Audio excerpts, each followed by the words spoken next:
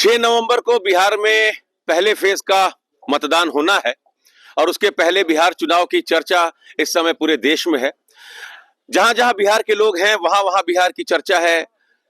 Social media पर बिहार की चर्चा है, नेशनल मीडिया पर बिहार की चर्चा है।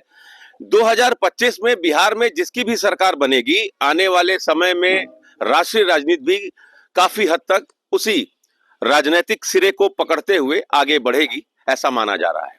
और ऐसे समय में हम पहुंचे हैं वाराणसी के सामने घाट इलाके में। लिट्टी चोखा लग रहा है। लिट्टी चोखा मतलब कहते हैं बिहार का राष्ट्रीय भोजन है। ये बिहार का राष्ट्रीय भोजन, राजकीय भोजन कहें, राष्ट्रीय भोजन कहें। लिट्टी लग रही है, चोखा के लिए टमाटर डला हुआ है, जिसको कंडा कहते हैं, गोईठा कहते हैं उस पे। और तमाम लोग जो हैं, जो बनारस में रहते हैं, बिहार के रहने वाले हैं, तमाम लोग यहाँ एकजुट हैं। कहाँ वोट डालना है, किस पर वोट पड़ना चाहिए, इसको लेकर गर्मा गर्म बहस चल रही है। महाराज जी प्रणाम। आपका भी महाराज जी आश्रम इसी इलाके में है? जी जी। तो आप भी बिहार से ही हैं? जी जी। तो वोटिंग 6 तारीख को है। क्या लगता है कि बिहार जो पिछले कई सालों से उपेक्षित है, कई सालों से गरीबी, जहालत, हर तरीके से एकदम धंसा हुआ है, कुछ भला होगा, कुछ लग रहा है आपको? बिहार का जो ग्रोथ है जी, बढ़ने का, वो बहुत से राज्यों से ऊपर है। ये कैसे कह सकते हैं कि बिहार में केवल गरीबी है? बिहार के लोग पूरे विश्व में छाए हुए हैं। नहीं वो ठीक है, पूरे विश्व में बिहार के लोग छाए हुए हैं, लेकिन जब रिकॉर्ड महाराज जी आप निकालेंगे ना, तो सबसे नीचे से बिहार की चर्चा होती है। चाहे वो लिटरेसी, सुन लीजिए, लिटरेसी हो, चाहे पर कैपिटा इनकम हो। हम फैक्ट पर बात कर रहे हैं महाराज जी। बाकी तो बिहार के लोग सिलिकॉन वैली में भी छाए हुए हैं और दुनिया के हर जगह पर उनकी तूती बोल रही है, डंका बज रहा, वो तो अपनी जगह है ही, लेकिन बिहार राज्य के रूप में अभी भी उपेक्षित है, पिछड़ा हुआ है। पिछड़ा हुआ है, लेकिन उसको पिछड़े से आगे बढ़ाने के लिए कार्य तो बहुत हो रहे हैं। हाँ जी। क्योंकि जब प्रधानमंत्री जी ने वहाँ वित्त दिया तो सभी विपक्ष वाले कहने लगे कि सब बिहार को दे रहे हैं, सब बिहार को दे रहे हैं। तो केंद्र और राज्य दोनों मिलकर बिहार को तो काफी विकसित कर दिए हैं। चाहे रोड को ले लें, चाहे बिजली को ले लें, हर घर में जल नल योजना और सभी जगह बाथरूम की व्यवस्था। और देखिए, सबसे बड़ी बात है कि बिहार में सिर्फ 2 ही विकल्प हैं, तेजस्वी और नीतीश। अब बिहार को चयन करना है और सोचना है कि आप तेजस्वी को मान रहे हैं कि नीतीश को। हमारे दृष्टि में तो नीतीश जी बहुत अच्छे हैं और केंद्र राज्य दोनों का संगति रहेगी तो बिहार विकसित होगा। चलिए महाराज जी, आशीर्वचन है महाराज जी का, बिहार विकसित होगा। तो कहो भैया, यहाँ से 3 घंटे की दूरी पर प्रयागराज है और 1.5 घंटे की दूरी पर मोहनिया है ना। मोहनिया में वोट होना है। बिहार से सटा हुआ है बनारस। 35-40 विधानसभा सीट ऐसी हैं जहां लोग वोट करेंगे जो बनारस में रहते हैं, है ना। तो क्या स्थिति है, क्या लग रहा, कहां जा रहा चुनाव? देखिए, चुनाव एनडीए के पक्ष में जाएगा। चुनाव एनडीए के पक्ष में जाएगा। उसका कारण है कि जो बिहार में जो व्यवस्थाएं पहले लोगों ने देखी है, असल में ये जो बनारस में या कहीं भी जो लोग रहते हैं, वो बनारस तो बहुत नजदीक है, यहाँ से 1.5 घंटे का रास्ता है मोहनिया। और मोहनिया विधानसभा अगर जाना हो किसी को, या मतलब कैमूर का जो चारों विधानसभा है, 1.5 घंटा से ज्यादा का समय लगता है। ये वहाँ लालू यादव की जो व्यवस्था थी, उस व्यवस्था से प्रताड़ित होकर लोग यहाँ आए हुए लोग हैं। तो किसी भी कीमत पर उस व्यवस्था में फिर वापस कोई नहीं लौटेगा, इसका तो कोई सवाल ही नहीं है। अब बात यह है कि एक, अब मान लीजिए कि प्रशांत किशोर जी खड़े हैं, प्रशांत किशोर जी लेकिन प्रशांत किशोर जी अभी उस स्थिति में नहीं है कि जनता उन पर विश्वास करे। यही एक सबसे बड़ा कारण है कि एनडीए ही सरकार बनाएगी। 20 साल हो गए नीतीश जी को मुख्यमंत्री बने। बीच में 1.5-2 साल का अगर समय छोड़ दिया जाए, जब वो आरजेडी के साथ गए, उसके बाद फिर वापस वो बीजेपी के साथ आ गए, तो 20 साल से मुख्यमंत्री तो वही हैं। 2 साल छोड़ दिया जाए तो 18 साल से बीजेपी सहयोगी पार्टी है, ठीक। तो 2005 से 2025 की बात करने की जगह अभी भी 2005 से पहले की बात क्यों हो रही है? 2005 से पहले की बात इसलिए हो रही है कि राजद के सहयोग से वो मुख्यमंत्री थे। जैसा आप भी अभी जानते हैं, सारे लोग जानते हैं कि राजद के, देखिए, जो 2020 में आरजेडी के 75 विधायक थे, सबसे बड़ी पार्टी है, सबसे बड़ी पार्टी।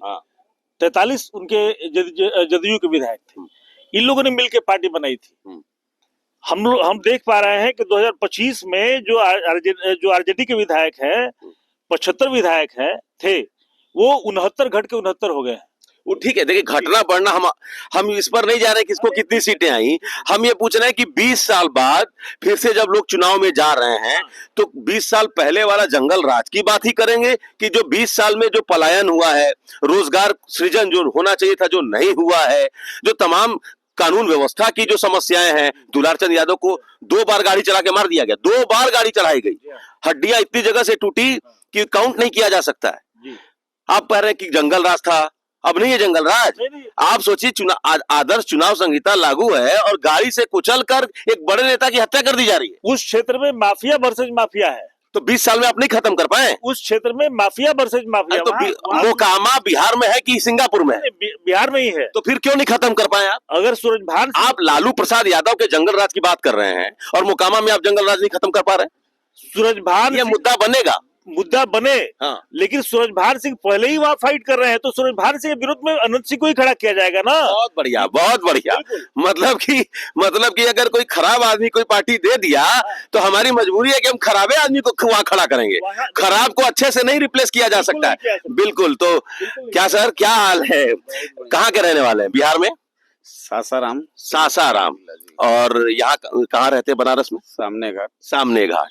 तो प्रशांत किशोर जी का भी जो पैतृक आवास है वो सासाराम में ही। हाँ, कुनार है ना, पता है ना? कुनार है। तो पीके फैक्टर है? कोई फैक्टर पीके नहीं है।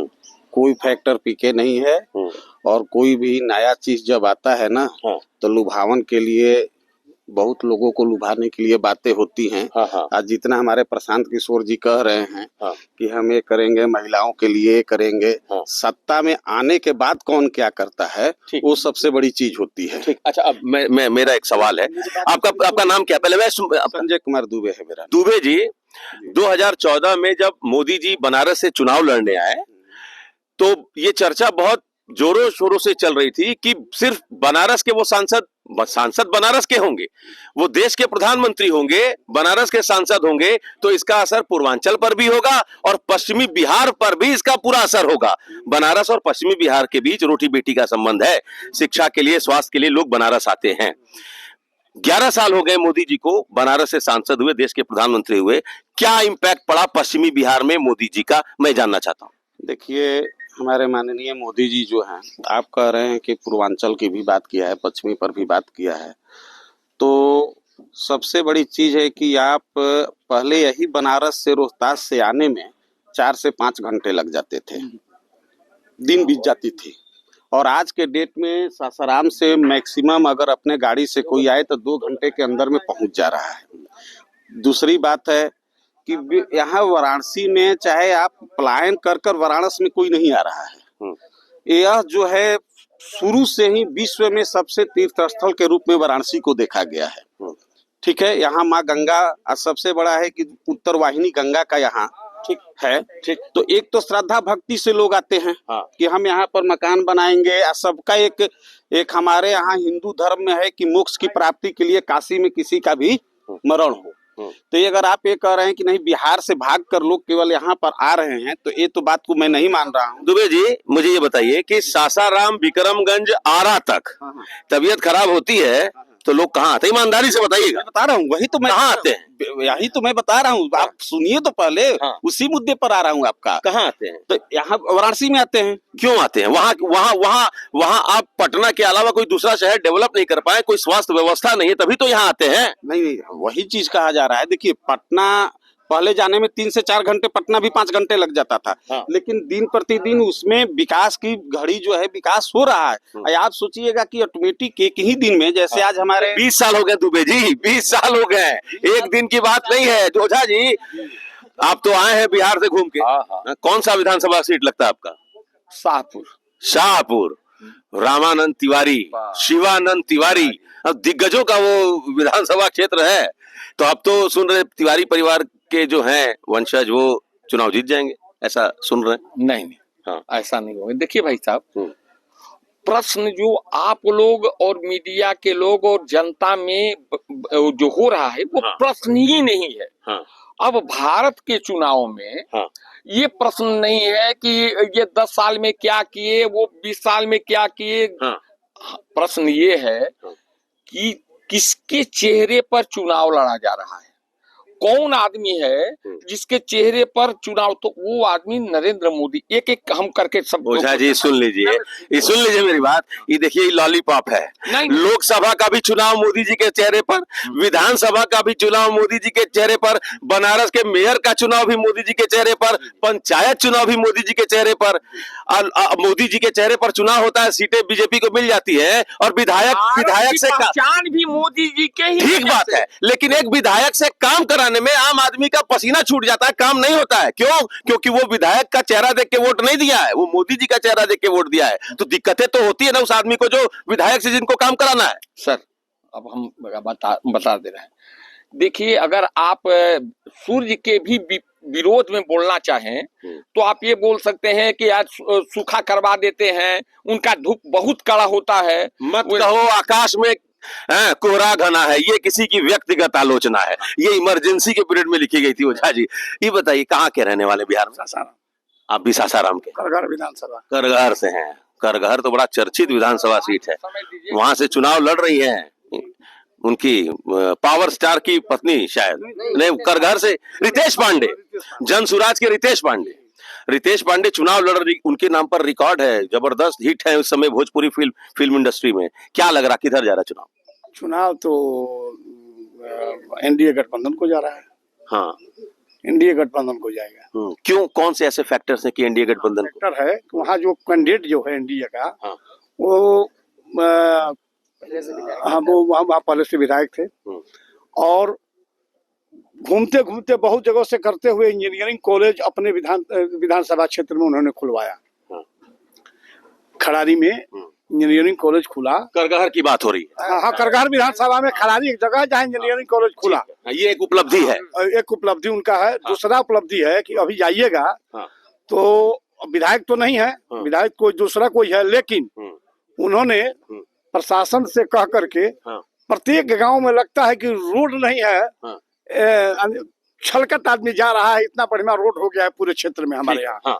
अच्छा, और विकास के काम उन्होंने किया है अपने शासन काल में अपने। अच्छा, तो ये जो अपोजिशन जो सवाल खड़े कर रहा है, हम पीके की बात कर रहे हैं, ठीक है, जो रोजगार सृजन की बात हो रही है मुद्दे के रूप में, जो पलायन की बात हो रही है ना, स्वास्थ्य सुविधाओं की बात हो रही है ना, सब कुछ सिफर है, प्लेटफॉर्म भी नहीं बनाया अभी तक, उस पर बिल्डिंग तो खड़ा होना दूर की बात है।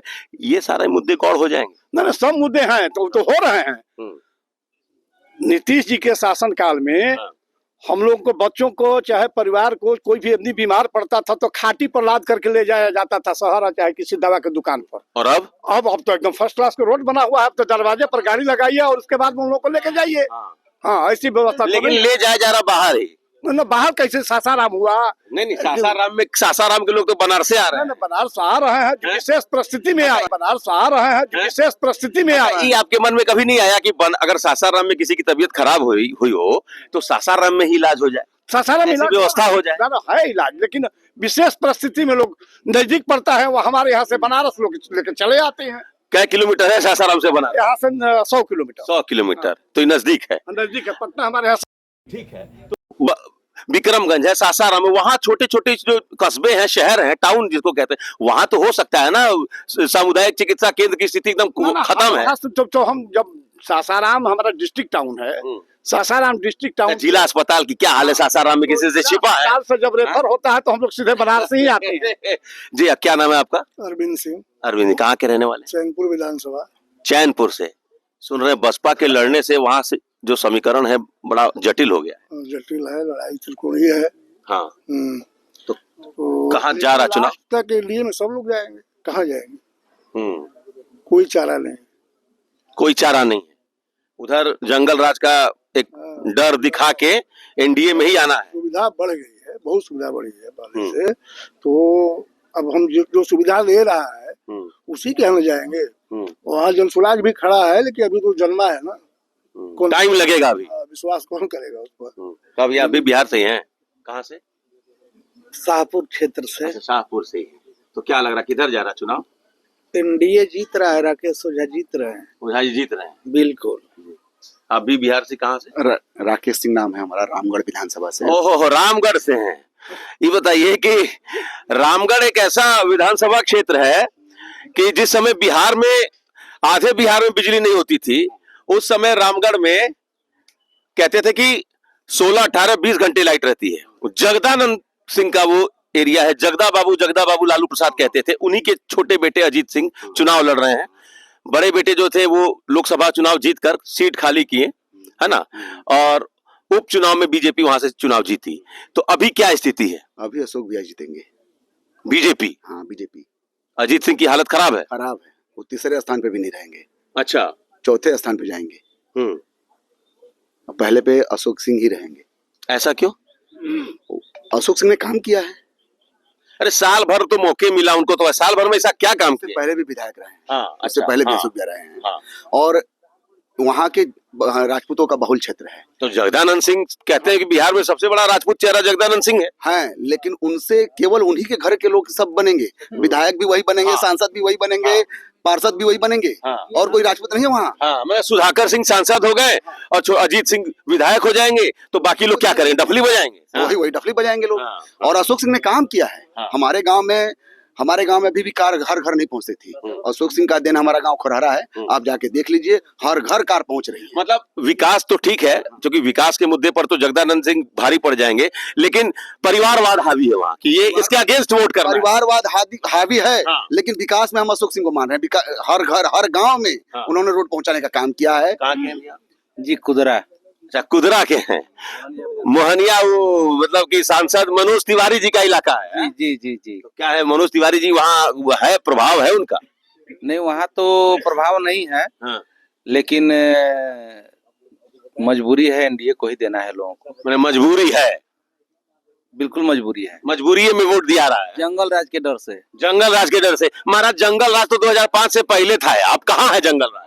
अब तो 20 साल की बात करिए ना। बात तो अरे दुलार चंद यादव पर गाड़ी चढ़ा के हत्या हो जा रही है महाराज, आप कह रहे जंगल राज? अभी नहीं है जंगल राज। तो आखिर किसको दिया जाए? आप बताइए किसको देना चाहिए?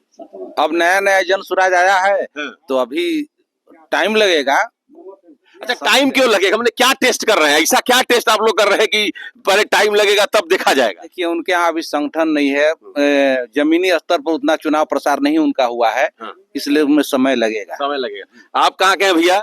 हम तो यही ठनके नहीं भैया, बनारसे के हैं। अच्छा, चले तो आपसे बात होगी। आप कहाँ के हैं चाचा जी? चिनारी से। अच्छा, चेनारी से हैं जी।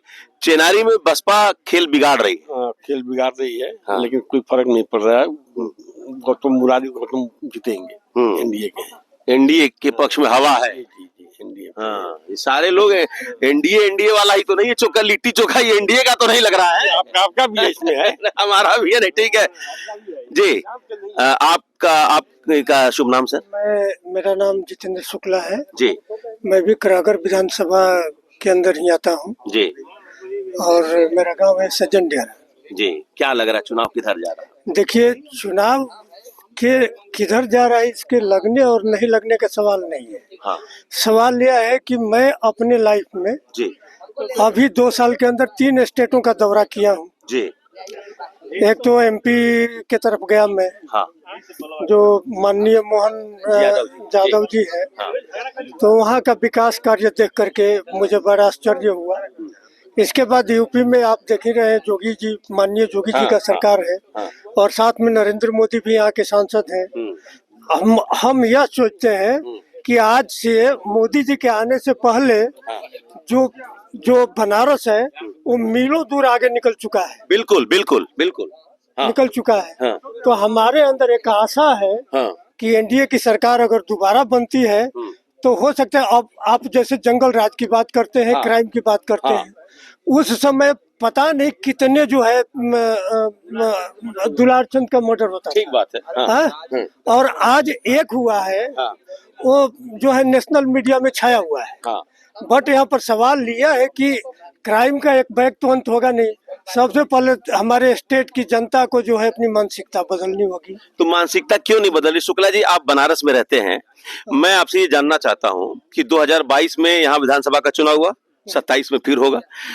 आपने देखा कभी कि चुनाव से ठीक पहले महिलाओं के खाते में 10,000 रुपए दिए जा रहे हो या 5 किलो राशन से ऊपर आदमी उठ ही नहीं पा रहा हो? यहाँ उत्तर प्रदेश में जब विधानसभा चुनाव होता है तो यहाँ मुद्दा होता है डेवलपमेंट, यहाँ मुद्दा होता है कानून व्यवस्था, वहां मुद्दा बन रहा है पलायन, वहां मुद्दा बन रहा है 5 किलो राशन, 10,000 रुपए खाते में जा रहे हैं। तो जो प्रशांत किशोर सवाल उठाते हैं कि बिहार को आप किसी भी स्टेट से कंपेयर कर लीजिए, चुनावी मुद्दे जो बिहार में रहते हैं वो इस स्तर पर है, निम्नतम स्तर पर है, रोजी रोटी खाने पीने से आदमी ऊपर उठ ही नहीं पा रहा है। 10,000 रुपए अकाउंट में डालकर, ये आपने कभी देखा किसी स्टेट पे? आप एग्जाम्पल आपके पास है? यूपी को जोगी जी ने बहुत बदल दिया है। तो बिहार क्यों नहीं बदल पाया सर? बिहार इसलिए बदल नहीं पाया कि अभी तक बिहार की जो पब्लिक है वो कास्ट और क्रीड से ऊपर सोच करके खड़ी ही नहीं हुई है। ये गलती पब्लिक की है, किसी पार्टी की नहीं है। ठीक है, ये जो गलती है वो पब्लिक की है, किसी पार्टी की नहीं है। जहाँ तक से मेरा अपना विचार है कि अगर सेंटर में कोई भी पार्टी रूलिंग है और स्टेट में उसकी ही पार्टी या उसका जो है कोलैबोरेशन से जो भी सरकार बनती है, वो अगर दोनों का तालमेल है, डबल इंजन की सरकार, तो हाँ, ताजा तो 11 साल से तो डबल इंजन की सरकार है, ये है ना सर? 2 साल छोड़ दें अगर, तो अगर आप 11 से पहले चले जाए तो उस समय क्या स्थिति थी? हीरो होंडा जो है ना लेकर के कोई चल नहीं सकता था, एक मोटरसाइकिल लेकर के नहीं चल सकते, लूट लेते थे लोग। लेकिन क्या बात है। आपका शुभ नाम सर? देवेंद्र तिवारी। कहाँ के हैं? भगवा विधानसभा। अच्छा, भभुआ से हैं। तो क्या है स्थिति अभी चुनाव की? नहीं, एनडीए के पक्ष में है। पिछले बार से मतलब ये वाकई एनडीए के पक्ष में है या आप लोग कह रहे हैं कि नहीं एनडीए के पक्ष में है? नहीं, पिछले बार तो कुछ गड़बड़ हो गया था। जो तेज प्रताप जी अपना हर जगह करे, चिराग पासवान जी हर जगह कैंडिडेट खड़ा कर दिए थे, उससे एनडीए को नुकसान हुआ।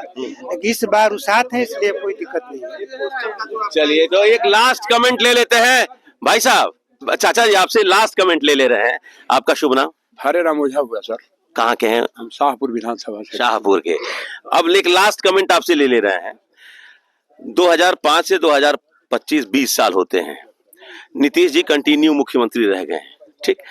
तो वोट करते समय या मैंडेट मांगने के लिए जो गठबंधन, उधर महागठबंधन भी है, इधर एनडीए भी है, आदमी वोट देते समय किन किन बातों को दिमाग में रखकर वोट करेगा?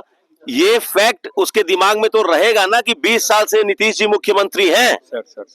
सर पहली बात है कि हम कोई भी आदमी सुरक्षा देखता है, अपनी प्रतिष्ठा देखता है।